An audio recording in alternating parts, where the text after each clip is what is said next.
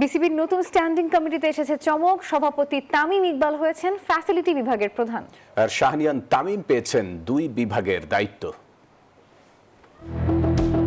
BCB নির্বাচনের পর জরুরি সভা। অস্ট্রেলিয়া বিপক্ষে ঘরের মাটিতে প্রথমবারের মতো ওয়ানডে জয়ের দিনই ঘণ্টা দুয়েক চলে এই সভা। পরিচালকদের উপস্থিতিতে বন্টন হয় পদ। তামিম ইকবাল পেয়েছেন ফ্যাসিলিটির দায়িত্ব, মিডিয়া কমিটির প্রধান আসিফ রাব্বানী, গেম ডেভেলপমেন্ট ও BPL Fahim Sina, age group Minhazul Abedin Nannu, ফাইন্যান্সে Israfil Khasru, commercial Masuduzzaman, CCDM Moinuddin Chowdhury, women's wing Rafiqul Babu, logistic ও প্রোটোকল ইয়াসির ফয়সাল।